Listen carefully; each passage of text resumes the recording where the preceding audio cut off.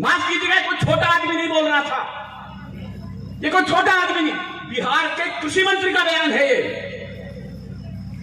मैंने कहा यार इस देश के अंदर नेताओं की भाषाएं यहां तक उतर जाएंगी, हम सपने में भी उम्मीद नहीं कर सकते थे। सियासत का नशा सिमतों का जादू तोड़ देती है।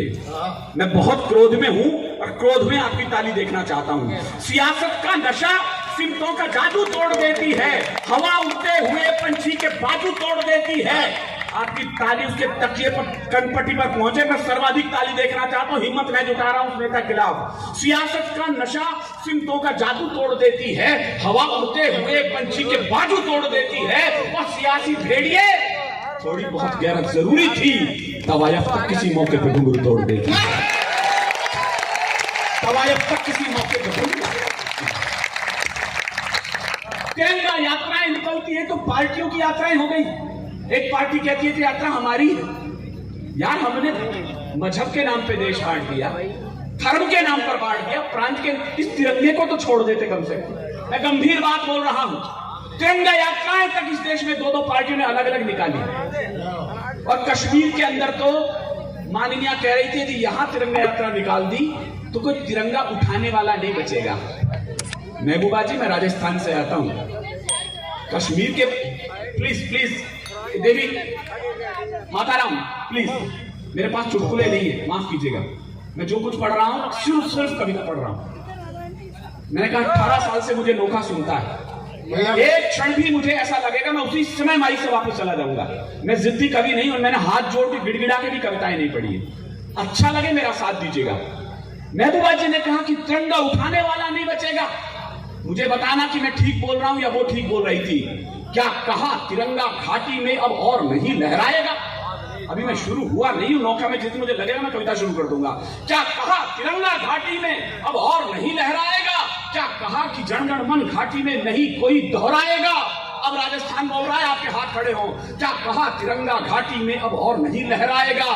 जब तक एक भी बेटा जिंदा अपने राजस्थान का, हमारा तिरंगा कश्मीर में सदियों तक लहराएगा। हमारा तिरंगा कश्मीर में सदियों तक लहराएगा। धारा 370 हटती है, लोगों के पेट में दर्द होता है। लोग कहते कुछ हुआ नहीं कश्मीर में। मैं फिर कह रहा हूं, मेरी हिम्मत को दाद देना, मैं कहां खड़ा हूं, किसके मंच पर खड़ा हूं और क्या बोलने जा रहा हूं। पूरे होश हवास में हूं मैं इस समय, पूरे होश हवास में बोल रहा है विनीत चौहान। क्या हो गया? कुछ हुआ तो है नहीं। यदि सच हो तो ताली बजाना, वरना हुटिंग की आजादी विनीत चौहान आपको दे रहा है। क्या इस बार 15 अगस्त पर डल झील में एक एक नाव के ऊपर तिरंगा नहीं फहरा गया था इस बार?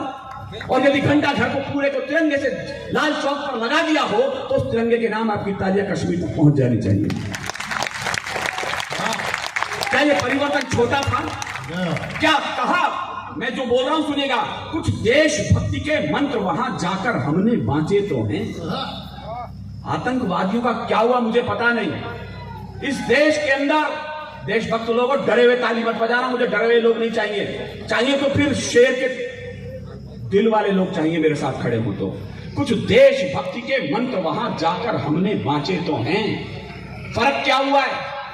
एक आतंकवादी वहां का चाय पीता था इस देश के एक प्रधानमंत्री के साथ, और अभी मैंने फोटो देखा कि कॉलर पकड़ करके साले को तिहाड़ जेल में बंद कर रखा है इस समय में। ये परिवर्तन है इस देश का। कुछ देशभक्ति के मंत्र वहां जाकर हमने बांचे तो हैं। जो दिल से देशभक्त बैठे हो वो ताली बजाए, बाकी चुप रहिएगा। इस देश को खामोशी खा चुकी है।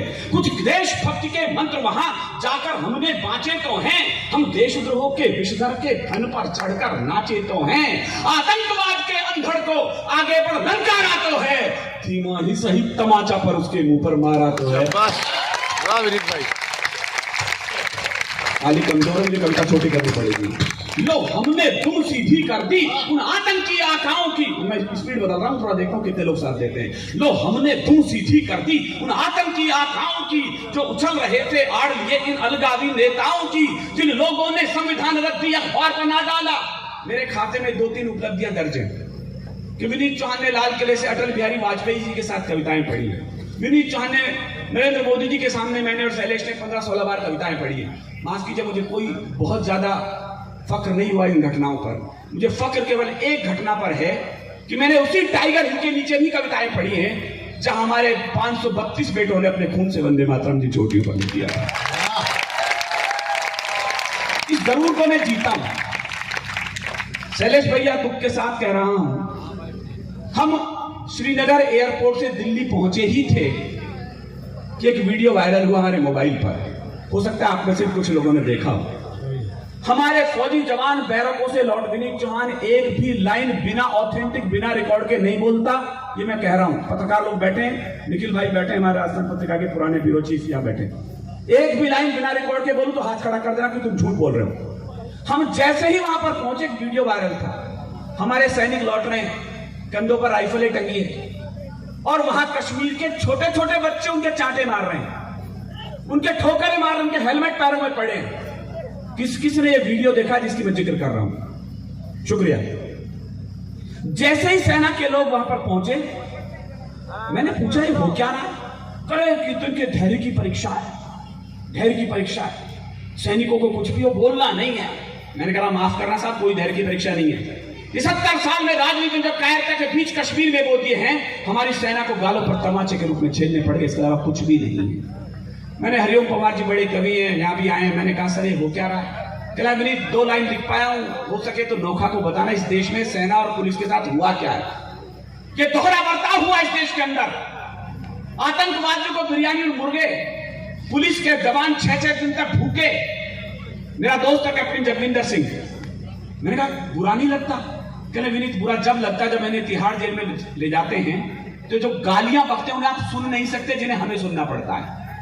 उस बात को मैं कह रहा हूं, जो बात कह उसको अच्छी तरह सुन लीजिए। हरिओम जी ने कहा किसका खून नहीं खोलेगा पढ़ सुनकर अखबारों में। आधी लाइन है, आधी लाइन मैं बोलूंगा, आधी आपकी तालियों से रिसीव करना। किसका खून नहीं खोलेगा पढ़ सुनकर अखबारों में, शेरों की गर्दन कटवा दी कुत्तों के दरबारों में। मुझे अच्छा लगा आपका कदम। देश के नौजवान को साथ हैं, देश की सेना के साथ पूरी घाटी को दहल रही थी आतंक, लो हमने दुम सीधी कर दी इन आतंकी आकाओं की, जो उछल रहे थे आड़ लिए इन अलगावी नेताओं की। जिन लोगों ने संविधान रद्दी अखबार बना डाला, कश्मीर को पत्थरबाजी का बाजार बना डाला, उनकी अकल ठिकाने ला दी, उनकी ही चतुराई ने सबकी ऐसी तैसी कर दी कि ले मोटा भाई ने, सबकी ऐसी तैसी कर दी कि ले मोटा भाई ने। ये तो छोटा सा ट्रेलर है, मैं बोल तो रहा हूं, कितने लोग समझेंगे?